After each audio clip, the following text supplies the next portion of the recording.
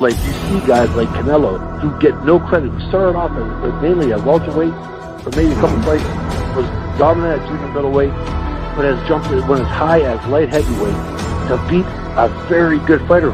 And he not only beat him, he stops him, knocks him out, and gets absolutely no credit.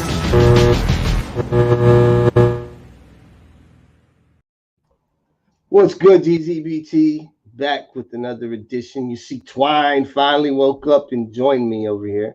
Shout out to Brittany Goosen. Amazing interview. It was a blessing to have Brittany come on.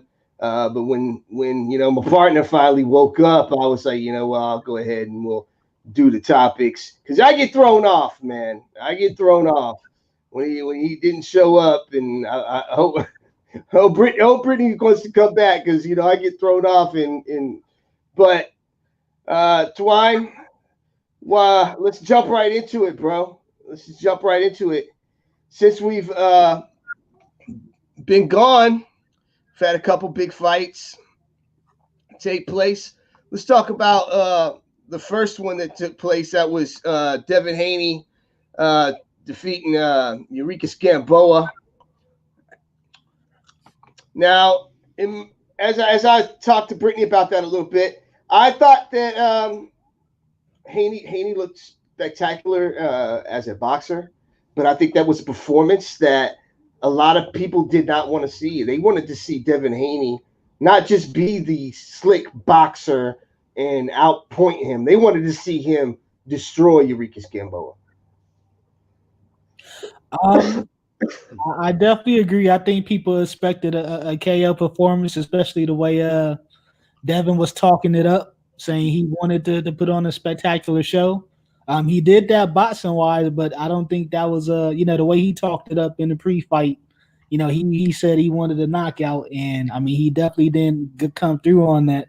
But I thought he looked good, as far as showing a lot of his skill set.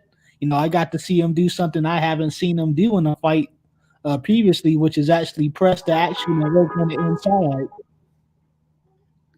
So this was my first time actually being able to see him try and fight on the inside when his dad told him to bully him, I believe, in the final round. So, I was impressed seeing that facet of his game. I'm not going to take anything away from the kid, I guess I'll bring this up now. And this is something that goes around in boxing circles. There's guys that are never going to get their just due just because they're not KO artists and they're going to be boxers.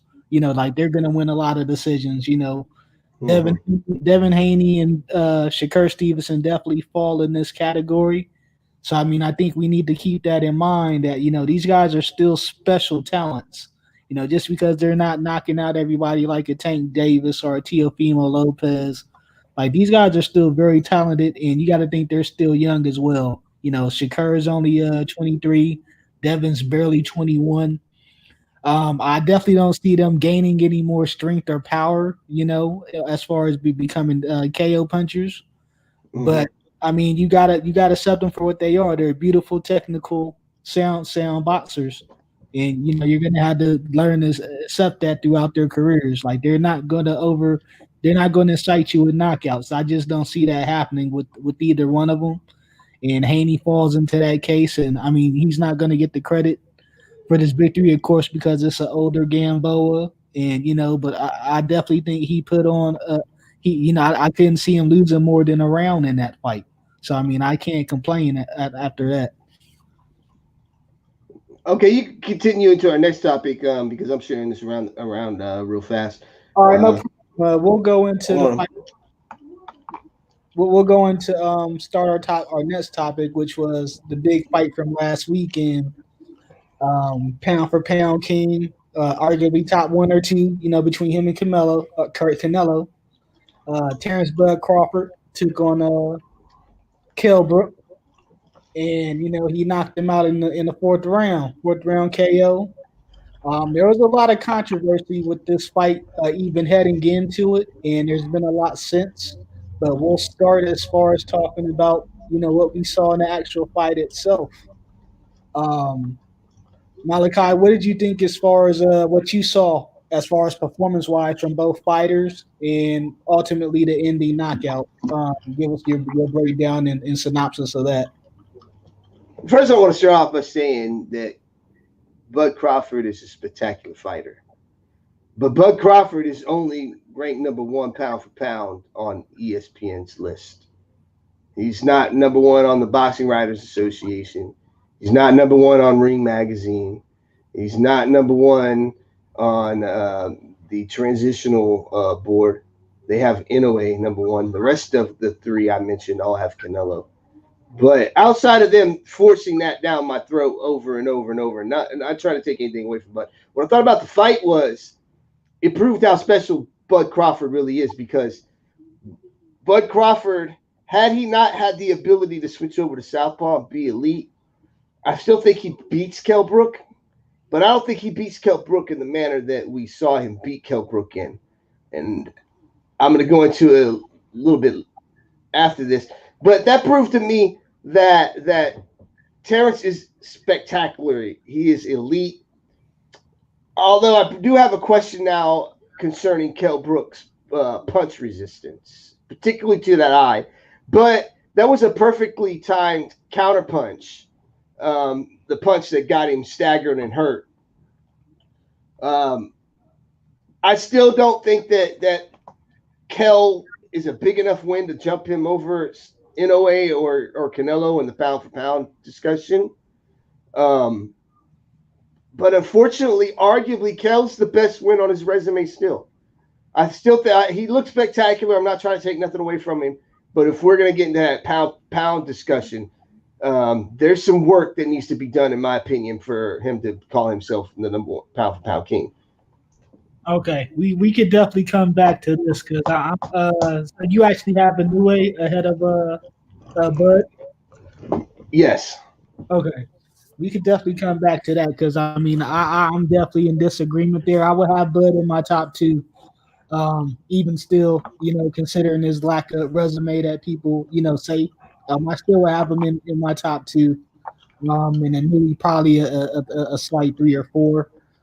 There's some problems I have with a Nui overstepping 115. Like, it just doesn't sit well with me, even though, there's a good chance he knocks a lot of those guys out. There's a lot of competitive fights at 115 that he should have took.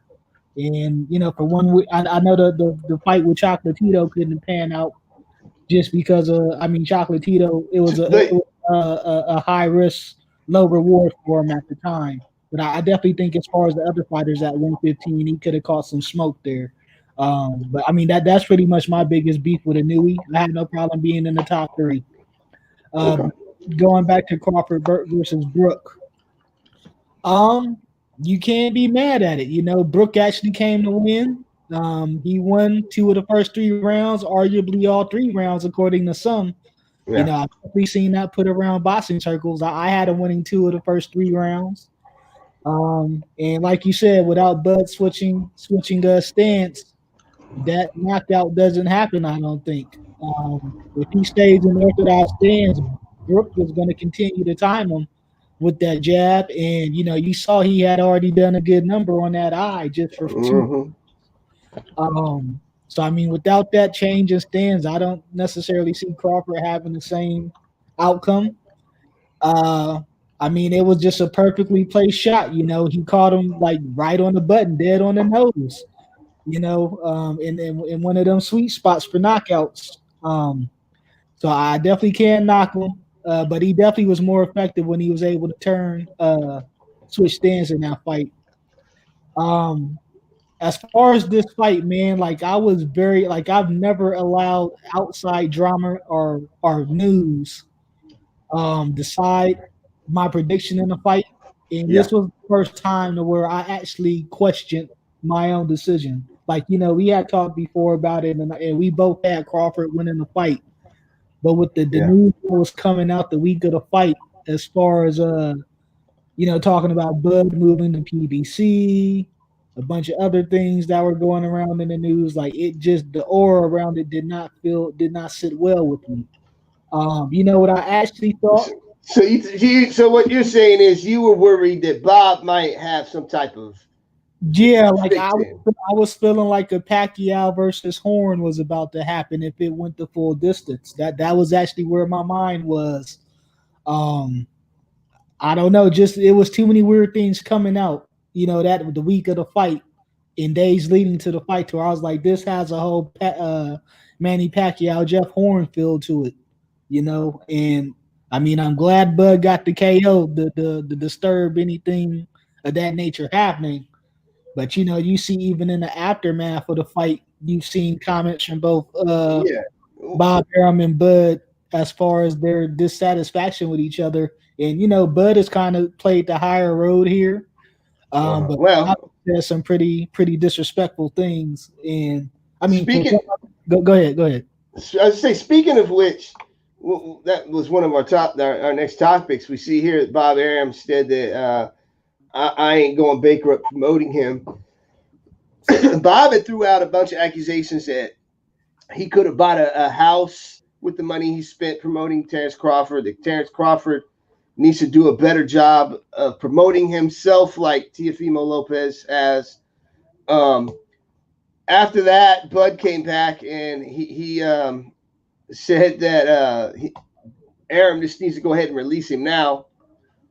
Then there was an article that Bud said that we're going to get it figured out. Now, I don't know if you've seen that where Bud basically he said that the fight between him and Spence isn't happening unless it's a 60-40 split. Yeah, I've seen that from him, and you know what? Him and Errol are both sticking to that point. Like they both feel like they deserve 60% of the share of the fight purse. So I mean, it's possible the way things are looking now, especially with Terrence's situation with Bob Arum, that this fight ain't gonna happen. And I was one of those that had a good feeling that if Terrence came across his victory on last weekend and Errol Spence is successful against Danny Garcia, we had a good chance of seeing this in 2021. But the way things are looking between them both wanting 60%, their stubbornness, it's not going to happen. And we still have the whole thing with Terrence Crawford's situation with Bob. He's there until next October, as far as being promoted by Top Rank. I'll go ahead and speak on it first, but I definitely want to get your opinion about this as far as Bob Arum saying Terrence Crawford needs to promote himself better the way a T.O. does. He even threw Shakur Stevenson out there as far as saying he promotes himself better. And I totally disagreed. I kind of think Bud is right for a little bit because he's a fighter. Well, it's Bob's job to promote him. At the same time, though, my guy, Terrence has to sell himself to the fans. Terrence has got to come across as a guy that people want to see. Now, I don't understand how anybody would not want to see the Terrence Crawford that I've witnessed in the boxing ring. But Terrence has to find a way to reach a broader audience than what he's been able to capture thus far. I get what Arum's saying as well. Now, I hate to say that means having to turn into the villain, which always, that's a different argument or discussion that I don't know if we're going to get into that. I think you know where I'm going about having to be a villain. Yeah, and you know what I mean? I think ESPN has already started painting him as that. Like, Matt Kellerman always says he has a mean streak. Like I think they already do a good job of painting that picture, saying he's nasty. Like I've seen them go to that reference in many of his fights previously. Calling him a stone cold killer when he's in the ring, essentially. So I mean, I think they pushed that narrative. Terrence's, I guess, disposition with media. I mean, that also is a way to look at him being a villain. Mm-hmm. So I definitely think that narrative has been portrayed already. And you got to look at the final numbers from this fight. I don't think that's who Terrence really is, though. Like, I know people say that's not who Floyd really was, but I don't know. I think Floyd's a particular type of way, and I think Floyd enjoyed it, being who he was in front of the camera after a while. And I think he's continued to enjoy being who he was in front of the camera. You know what I mean? Yeah. So, but I don't think that's who Terrence necessarily is. Now, once he gets you in that boxing ring, that's who he is. You know what I mean? But I could agree with that. I hate to see him have to sell himself as that to because the truth of the matter is, if it don't make dollars, it don't make sense. And currently it's 60-40 for would have to go to Errol because Errol's the proven commodity. He's the one selling pay-per-view. Yeah, you got to look at his pay-per-view numbers. You got to look at his attendance between Dallas and even Staples Center with Sean Porter. And he's the unified champion of the division. Like, I don't see where I know Terrence is considered top pound for pound, top 2 pound for pound, or even the top 3. Even ahead of Spence. But like, that's not a physical, tangible belt. That's all public perception there. But I think Terrence may be crossing over. If you look at the actual numbers, I know it's a free fight on ESPN. But the viewership averaged more than Lopez and Lomachenko. As far as the average, it didn't peak as high as Lomachenko Lopez, but you got to think about the average, which was higher. Yeah, it was the highest than anything since 2019, I believe, from what I was seeing. Yeah. So you got to pay attention to that. Like, he definitely got his viewership there. He was able to come across on a across a lot of people worldwide, being that it was coming after a football game. So I definitely think he was able to draw a lot more attention, and especially ending it in early fashion with the knockout. That you can't do anything better than that. It's, people love highlight reel stuff. So, I definitely did a good job there. Now, as far as moving forward, where do you see everything going between him and Bob? Do you see Bud potentially leaving him at the end of his contract next year? I think that's a good possibility. And it's nothing that hasn't happened in the past. I mean, Bob has been the promoter for guys who were stars and then left him and became mega stars on their own. De La Hoya, Floyd. So I can see that, and I can see that Bud Crawford. I can see why he's the guy that they do avoid, because he's a dog. And when he does get you in that ring, once he gets you hurt, it's over with. He's going to put you out of there. And that's a dangerous fight for any fighter in that division. And God forbid they convince Manny Pacquiao to fight this man. You know what? But we'll go ahead and talk about that. I'll jump on this as far as his situation with Bob Arum first. It boils down to something that Floyd said a long time ago. Arum hasn't necessarily been the greatest at promoting, I guess, this generation of black fighters the way he was in the 80s, 70s, and 80s. With Muhammad Ali and promoting the big fights like that. But he hasn't necessarily been able to translate that into. If you look at a Floyd Mayweather who was with him, he did a horrible job with Floyd. As far as promotion, he didn't listen to Floyd either. And Bob has actually admitted that was one of his biggest mistakes. He didn't know how to promote him, and he didn't listen to Floyd when Floyd told him, "This is what you need to be doing with me." But I think it's also a slight on Bud, because I know he considers himself just a fighter, but why hasn't he gone that extra mile the way these other fighters have that have left Arum? You look at Floyd Mayweather, you look at Oscar De La Hoya, Miguel Cotto, Mikey Garcia. They've all left Bob Arum and done better things since, as far as boosting their profile or becoming their own bosses. And I'm like, why hasn't Terrence wanted to push that angle, seeing that it's been successful for all these other guys that used to be under Top Rank stable? Okay. If you want to chime in on that, you could go ahead. I was going to try and push it towards the whole Pacquiao scenario next, but go ahead if you have something you want to add on. No, go ahead. Because that was the name, and I hate to see this. You got Spence and Crawford calling out the 42-year-old Manny Pacquiao, when the fight that needs to happen is between them, they need to let Manny go off in the sunset. You know what I mean? And I understand there'll be guys out there that say, oh, no, you can't hold the title hostage. And I get where you come from. If it was anybody else, I'd probably be saying the same thing. But no, they need to fight each other and stop calling out the 42-year-old legend. I mean, my whole take on that was, when I saw the news, it came out that the fight was 90% done in the Middle East. I thought it was a crock of shit, man. You know what kind of talks we've had already about Manny's next opponent. Yeah. We don't see Manny taking on a Spence. I mean, I don't see Manny taking on a Spence or a Bud Crawford. I think he knows his limitations right now and how he wants to go out of the boxing game, and he doesn't want to go out the way it would happen with either Bud or Spence.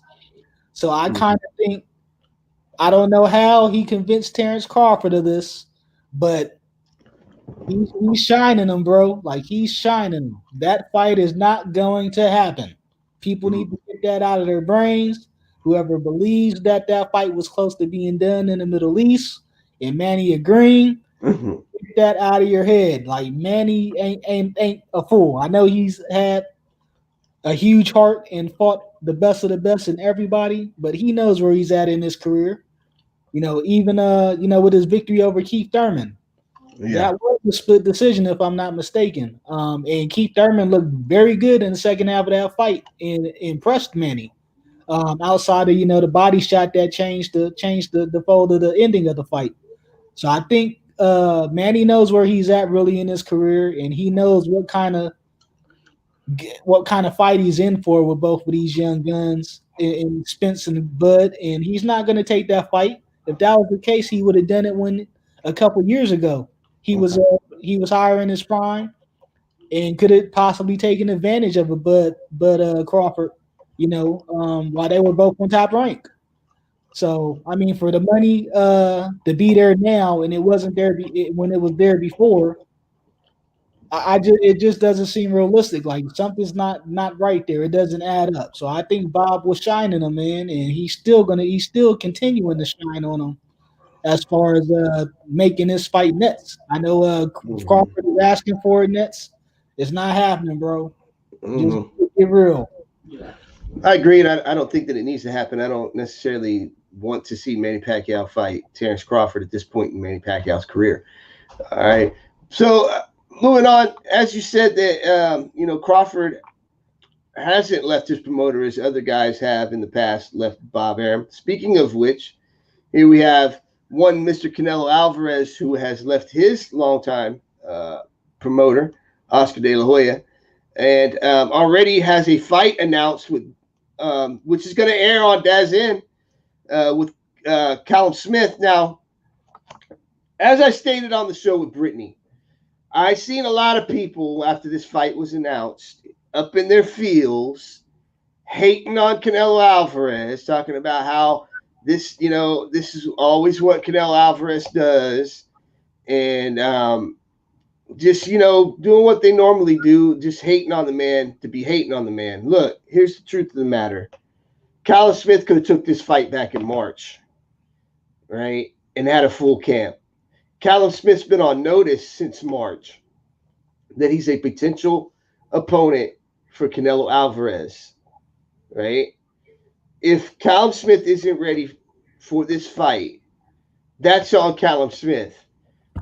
I fully 100% expect Canelo Alvarez to not only win this fight, but he's going to knock Calum Smith out with a body shot. All right. I mean, I kind of want to differ here. The fight coming on 4 weeks notice, essentially. Nobody knew what Canelo's legal situation was going to be, how long that was going to take, or them even coming to a settlement. I definitely think given the right timing and circumstances, is a good fight. Calum is the ring TV or the ring titles, the ring magazine belt holder at 168. So, I mean, it's definitely a viable fight. I can't knock it because of that. But I'm starting to get into this whole thing. Canelo was starting to get away with a lot more diva shit than we've seen other fighters do. It's starting to become too common for him to do these short notice fights or catch fighters coming off of short layoffs. Coming off of a previous fight. Such as with Kovalev. He had a fight 10 weeks prior to their fight, and now you get this fight on 4 weeks' notice with Calum Smith. There's no telling, what kind of condition or what kind of time Calum has been putting in the gym this whole time either. Nobody knows, but he took the fight. So he took it. Yeah, that's the key word, Dwight. Yeah. He took the fight. He signed the contract. It's the same thing that I've said in the past. I don't want to hear no excuses from De La Hoya fanboys who cry about Manny Pacquiao drained him. He signed the contract, so he clearly thought that he could show up that night and beat Manny Pacquiao at that weight class, right? So Calum Smith signed the contract, bro. Calum is the Ring Magazine lineal champion in that division. It's on him to be ready to fight when his number was called, particularly when you've known since March and you turned down $5 million that you are a viable candidate for Canelo Alvarez. I mean, I can't necessarily go back to the March thing just because of Canelo's legal situation. I mean, hopefully Calum's in the gym this whole time. I mean, I would like to think so. He's been staying in some kind of shape and preparing, but there's something that just doesn't sit well with this 4-week notice. But I mean, like you said, we both said, Calum signed the contract, so I mean, there can't be no excuses. I definitely think he brings something. I won't say he brings a lot different. Well, I mean, we seen Canelo in there against Rocky Fielding, which is not the caliber of a Calum Smith, but he was a smaller opponent, So we've seen Canelo get to somebody of Calum Smith's stature as far as being 6'3". I thought Homeboy beat Calum Smith there last week. John Ryder, yeah. I thought he beat him. Ryder beat him. I was actually talking to Ingram from BWTM online, or our boy in the UK, about this earlier. I presented some difference in subtleties as far as John Ryder and Canelo. I mean, they both have similar stature as far as height, but as far as movement, that's where it's different. Ryder is a lot more. I won't say a lot more athletic, but he's able to press better. He has a lot better movement as far as mobility. So I mean, that would be interesting to see how Canelo could press him, because Canelo sat back against Kovalev, and Kovalev's actually shorter than Calum Smith. Yeah, Kovalev's piling up the rounds too, doing that. Yeah. I mean, Canelo didn't do anything until the knockout, essentially, for me. But that was spectacular. And Canelo, and Kovalev got tired actually from resetting and keeping his jab out there. Mm-hmm.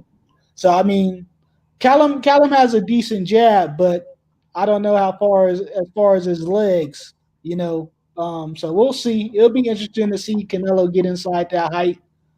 But like you said, the UK guys and the Russians are pretty much giving that I guess that stigma that they can't take it to the body well. We actually seen that with his brother against Canelo. The body shots. Yeah. So Canelo's one of the best body punchers in boxing to begin with. But anyway, let's move on to another fight that word came out that was being put together for next year. This is a fight I'm actually excited at the possibility of. Casimero versus Rigondeaux. A lot of people were wanting to see Casimero fight Inoue.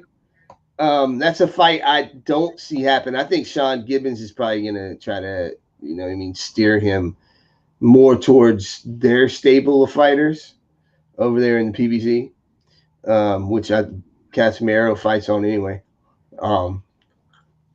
So I think this matchup, though, is very intriguing.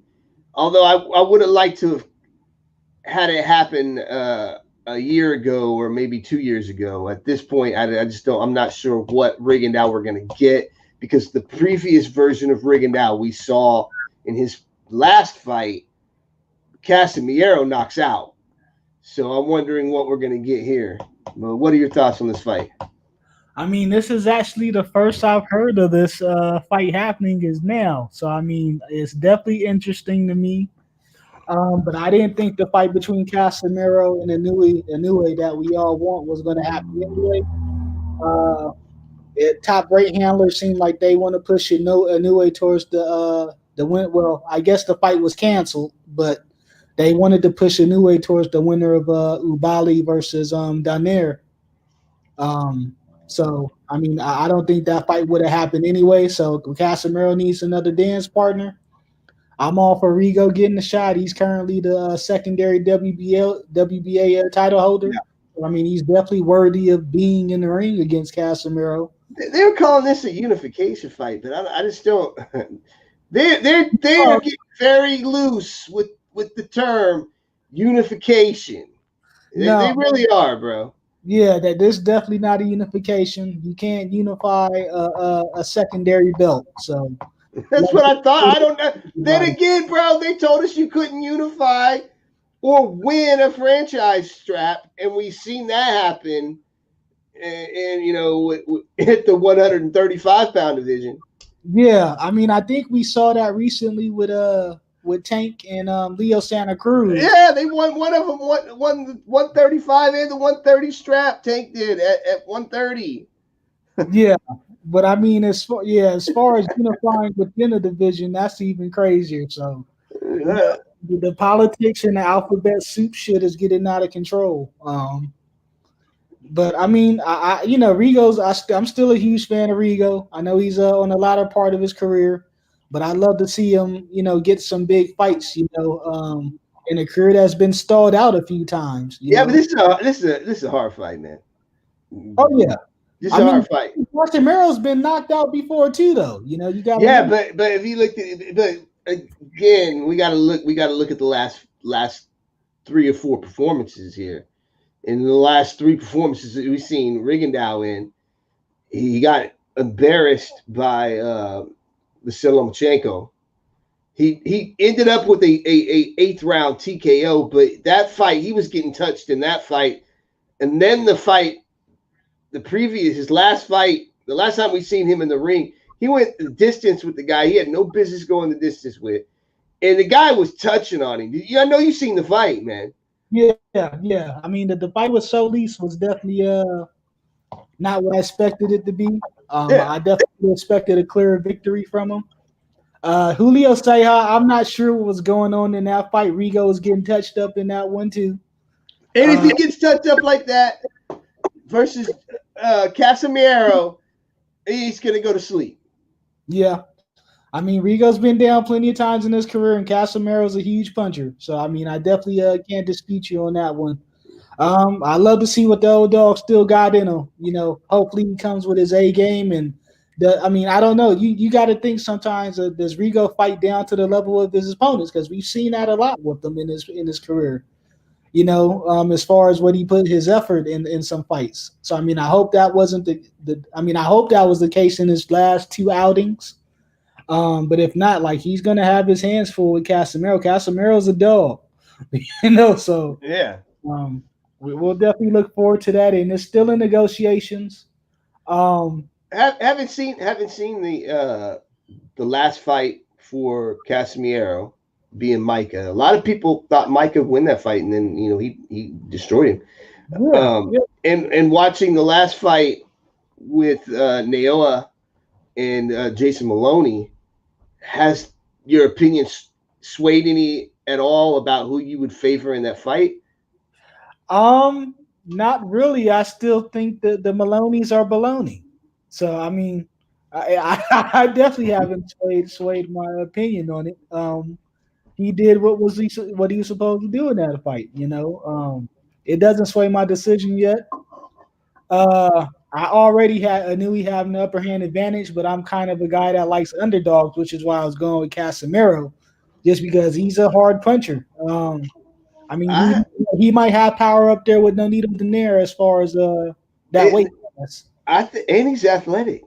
Yeah, he's very athletic. He's got great quick twitch muscles.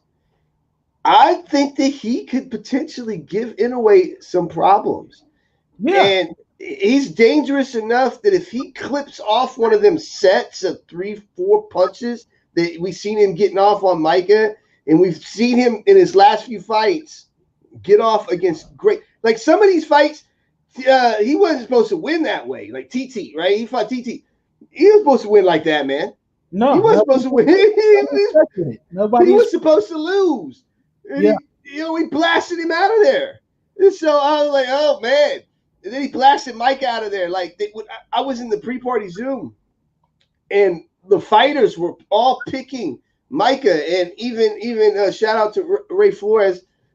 He said he liked Micah in the fight. Yeah, I picked him as well. So he got blasted out of there. Yeah. even I had to eat crow. So I mean, yeah, you were wrong. Another case of you being wrong. I'm just saying. The underdog. It's me picking underdogs, man. Oh, I guess disappointing news. We'll move on. So disappointing news, I guess, is the rescheduling of the Ryan Garcia and Luke Campbell fight. It's been pushed to January 2nd of 2021. It's a fight I was actually a little hyped for because I do have a lot of questions about Ryan Garcia. I'm glad they're gonna keep, they rescheduled it, and we're gonna still get the fight early 2021. It's not that big of a delay. I believe it's because Campbell, I see that he had tested positive for COVID. Yeah.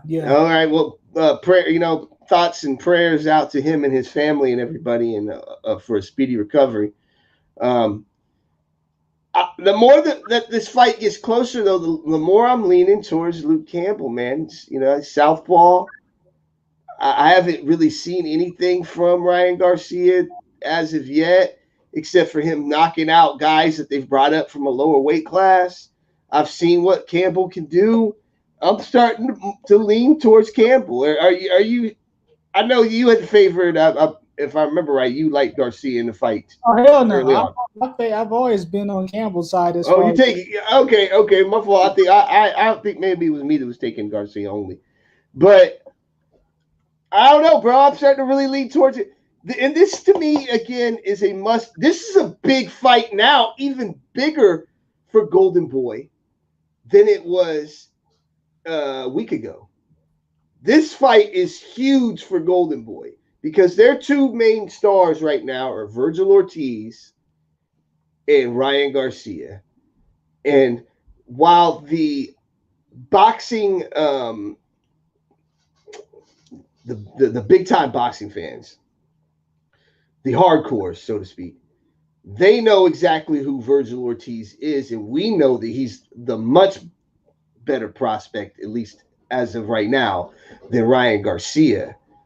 But the casual fan only knows Ryan Garcia.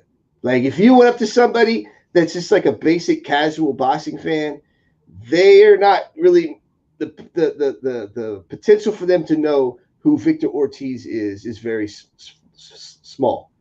They might even confuse him for another fighter, or Virgil Ortiz. I'm sorry, I said Victor. See, even myself. Yeah, Virgil. They're gonna talk about Virgil Ortiz. You talk to a casual fan and be like Virgil Ortiz, and they'll be like, who? You know what I mean? But you might mention Ryan Garcia, and they'll know who he is. This is a huge fight for GoldenBoy. Even their little cousins or so, even their little girl cousins will know who he is. Yeah. It's a huge fight for them because because of the loss of Canelo's face. So, what do you think that? Do you think that Luke really needs to be worried now about the scorecards? Being that the fight is going to be held in the U.S., yeah, he definitely needs to be a little wary. But I think all the pressure is really on Garcia. He has to show and prove. I mean, this is the moment that, essentially everybody has been waiting for from him. That big fight, that big name on his resume. I mean, the biggest name on his resume now is a ex-champ in Jason Velez, which doesn't really cut it for me. As far as Luke Campbell's been in there with some good fighters. This is he's been in there with three title fights or three times as far as going for the WBC title. One thing that puzzles me about this fight is it being for an interim belt. The whole reason it was being labeled for interim belt before is because Devin Haney was injured and wasn't scheduled to fight, or nobody knew his timeline for coming back. With COVID, that was able to push the timeline back for everybody, and he was actually able to fight before these two. Yeah. So I don't know why this fight is still for an interim belt as opposed to being just for a mandatory title shot. But we'll see what comes of that as well. I'm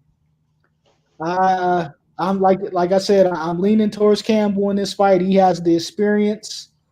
He's just as tall and long as Ryan Garcia.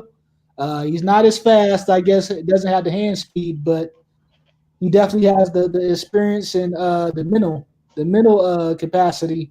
Ryan is pretty much following after Chepo Reynoso right now. How big of an overhyped job would we get if Ryan goes out there and blows up Luke Campbell?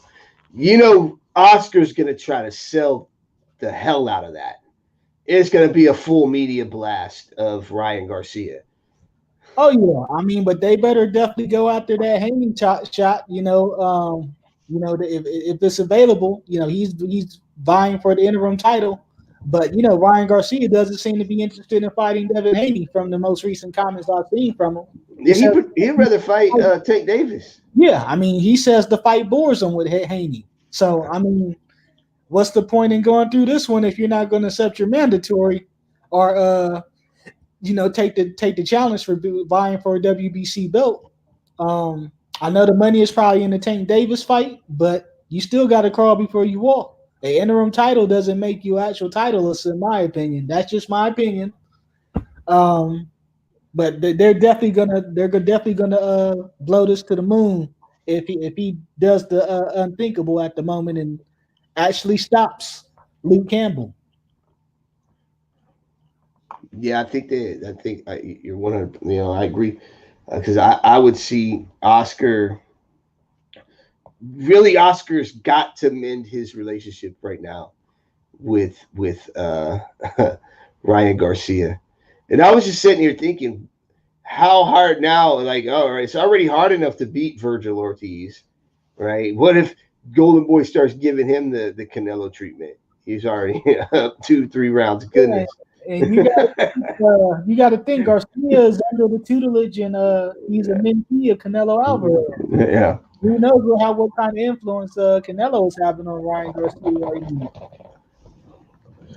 All right, so but before we go, let's talk a topic that's going to be a huge conversation piece over the next couple of weeks. We can't avoid it. It's going to happen. No matter what we think about it, so we might as well talk about it. And that's Iron Mike Tyson versus Roy Jones Jr. Have you seen the full card yet? I think, but isn't Badu Jack on the card? Yes, sir. I'm not sure who else is on it, but I'm not really too amped about this card personally, like everybody else. I seen Mike Tyson's recent picture, and he looks like something out of Planet of the Apes, man. Like that shit was freaky seeing his size. Like, what are you talking about, man? Yeah, you can't say stuff like that, man. He did.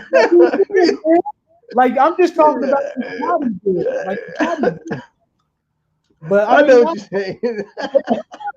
All right, so now there's besides Roy and Mike, which we'll talk in a minute. There's 3 fights on this card. There's Vidal versus Rashad, Badu Jack versus Blake, and Jake Paul versus Nate Robinson. I think the 2 best fights on the card potentially is going to be Mike Tyson, Roy Jones. But I've been really interested in Jake Paul versus Nate Robinson. I think Paul's going to beat this kid up, man. I really do. He has the size advantage, of course, over tiny old Nate. But Nate is a pretty tough athlete if you've seen him.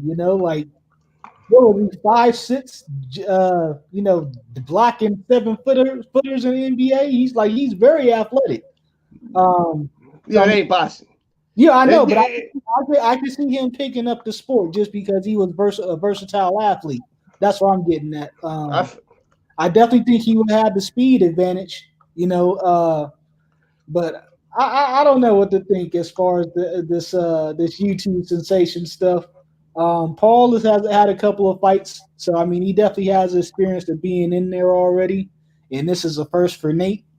So I mean, automatically I got to give the advantage to Paul based on that. But I mean, I wouldn't be surprised to see Nate, to actually look good as far as show some good glimpses in there against him for this being his first time in an event like this or in a boxing ring on this level. Hasn't Paul been working with Shane Mosley? I thought I seen that's a lot. He might have switched trainers now. He's been working with Shane. Man, I seen a video, bro, on YouTube of Paul sparring a kid that was going into the NFL combine. I'm telling you, my dude, he beat the crap out of this future NFL player. Beat the crap out of him. Right? And I was like, oh, damn. This kid is going to beat Nate up. I'm calling it now. Nate gets stopped. Yeah, I mean, it wouldn't be saying much, though, but I mean. I understand. I agree. I'm just saying we got to talk. It's going to happen. Look, okay. So another thing I've noticed about this event is everybody is taking Mike Tyson by killing. Like I was on TikTok. I have an account on TikTok, and right and left they're making videos about how Mike Tyson's gonna just destroy Roy Jones Jr. And I'll admit, at first when the fight was announced. This is if they actually fight, okay? That they treat it's anything other than a glorified sparring session. This is if that happens. And so at first I was like, well, Mike's going to destroy him just like everybody else. But then I started to really think about it from a boxing mind. And I was like, hold on a second. Mike fought last 15 years ago. In his last two fights, he lost in embarrassing fashion to Danny Williams, a journeyman, and a future gatekeeper in Kevin McBride, right? That was 15 years ago. At least Roy's been, and we give Roy a hard time about how his career ended, but in reality, Roy had a TKO victory over Bobby Gunn in 2017, and he beat a kid named Sigmund in 2018. And he held a minor title at cruiserweight at that time. He's been much more active. If Roy can get Mike into the 4th, 5th, or 6th rounds, I think it's an 8-rounder or a 9-rounder I'd read, right? If he gets him into those rounds, he's going to have Mike in trouble. And I think he'll stop Mike, actually, because the way that Mike's career ended, man, I just don't see how that's going to be like all of a sudden – he's going to go from that guy to 1980 version of Mike Tyson all of a sudden, and he's just going to blow Roy out. Now, I'll admit the first 2 rounds are going to be the most dangerous for Roy. I definitely agree there. The longer it goes, the more Roy has a chance of looking spectacular against Tyson. Tyson's best chances are early on in the fight. I still don't know if this is going to go full throttle or not as far as the action in the ring. This is still in that at the end of the day. I know they're throwing all these weird legendary belts and shit in there to make it look like it's a bigger spectacle than it is. But, I mean, at the end of the day, like, it's an exhibition, so I'm not expecting much for it. I believe the athletic commission said they're not going to allow these guys to go out there and kill each other already. So, I mean, I'm not expecting anything too harsh, in the ring. They said that back when the fight was first announced. That may be like something they felt like they had to say at the time. I mean, the last guy that thought he was going to go fight an exhibition with Mike Tyson got knocked out. I do believe that's what happened the last time he was in a quote-unquote exhibition. I don't think that Mike Tyson – have you seen the way he's been talking? The gods have came down and infused, like, you know what I mean? Like talking about the gods have touched him and prepared him for war and everything else. Like he's sounding more and more like the old Tyson, like the one that would I'll eat your children type Tyson. He ain't got to that level yet, but I'm saying he's sounding like that kind of like where it's borderline. Is this guy a little bit crazy, man? Like what Scoop Yell get him a straight jacket? I mean, I haven't seen any new clips as far as from Tyson in a while. I've been looking at a lot of stuff from Roy. When Roy first started training for this, he didn't necessarily look that good, but he's definitely looked better in the more recent videos that I've seen him in, as far as being on the mitts and the pads. So we'll see, man. I'm just not making anything out of this the way the same people everybody else is. Like I'm looking at it like a exhibition, like a real exhibition. But like you said, Mike Tyson has been talking a whole lot, talking about he feels invigorated by the gods and all that. He's smoking that good shit. He's growing. You know what I mean? That's what it is, bro. You know, he's not going. What is? How many rounds is this? For? I think it's 9. I believe it's 9 rounds, man. Yeah, I mean, I definitely don't see him going 9 full hard throttle rounds, being all the weed he smokes. You know, I just seen him in a picture with Ron Artest, Dennis Rodman, and Meta World Peace. So who knows what was really going on between those nutsos? I don't know.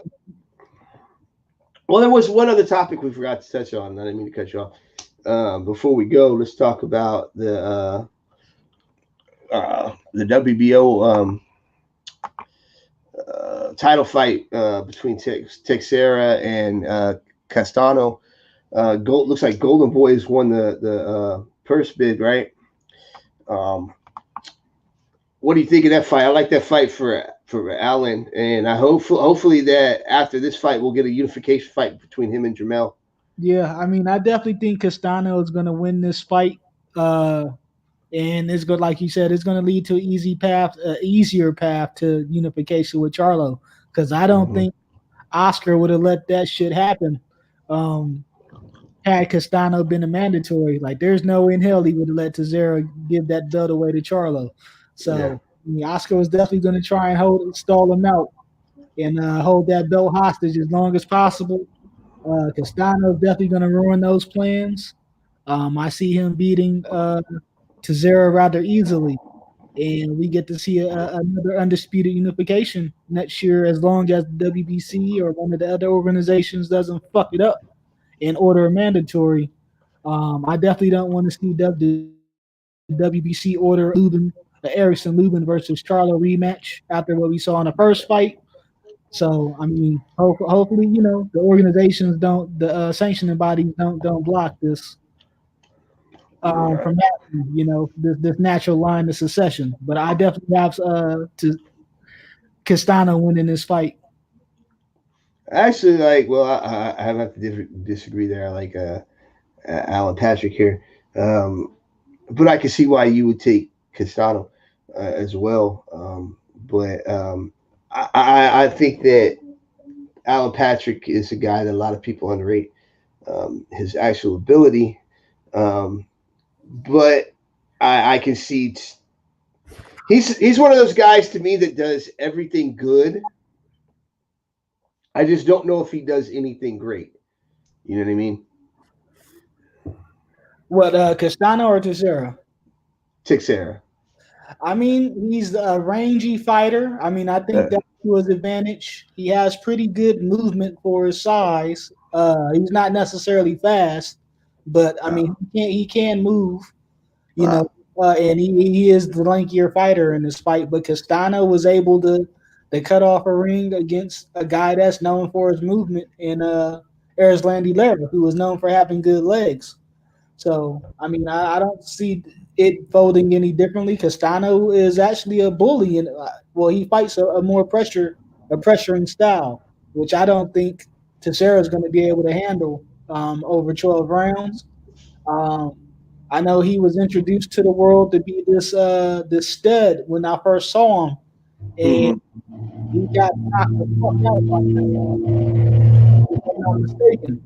Um, so I mean, that's always stayed in the back of my mind. Even in this title fight, he got busted up a little against I can't think of his name. Um, from Top Rank 154 Dominican guy. I can't think of his name off the top of my head, but I can't either. even Speaking of top rank, did you see that they've ordered that fight between Verdejow and Nakatani? I think what Bob would like to do, I don't know if that's in the plans of Lopez and his team, but I think what Bob is planning here is because I've said it before. I think that Lopez and his team will probably fight Homeboy from Australia, the number one contender, simply because they're waiting for that Taylor Ramirez fight to happen, and then they're going to try to move up right away to get that fight with the winner. I don't think Bob is trying to get Verdejow in line to fight for that vacant strap once that Lopez moves up in weight.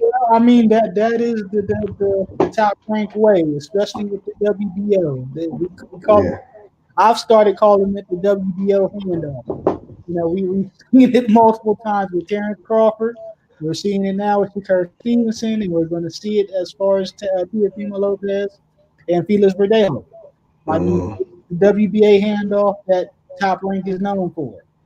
We've seen it multiple times, and there's nothing new. Um, I've seen that as well as far as Teofimo getting fighting George Kambosos. Kambosos in Mm. Australia. I mean, I'm not mad at the fight. It's a good stay busy fight. He doesn't have to fight the number one guy every time, or the champion every time. Even the elites didn't do that, so I'm not expecting that from him, from Teofimo, just because he beat Lomachenko and holds the majority of the belts at 135 right now. But I mean, he doesn't seem too interested in fighting any of the other guys at 135, as far as Haney or even Tank, for his minor title. They're doing the whole side A, side B thing already. So, I mean, I definitely don't see him sticking at 135 to fight either of those two. And I could agree with your statement that he's probably going to end up fighting for the winner of Taylor and Ramirez. Yeah. Yeah, I do too. All right, man. Well, we've been on for an hour here, man. So we'll go ahead and jump off. Just wanted to jump on when I seen you woke up, man. And shout out to Brittany Goose. And as I stated, it was a great interview. Brittany, it was a pleasure to have her on the show. Yes, I definitely want to apologize for not making it. I lost track of time myself, so I apologize, Brittany, and I'm glad that you were still able to come on and conduct the interview with Malachi. So I definitely apologize for that and missing out on a terrific opportunity to speak with you. Yeah, because it throws me. I got it all thrown off, man. You have to go watch the interview. But all right, everybody, we appreciate you, man, and thank you for supporting the show. And we out. Peace. Peace.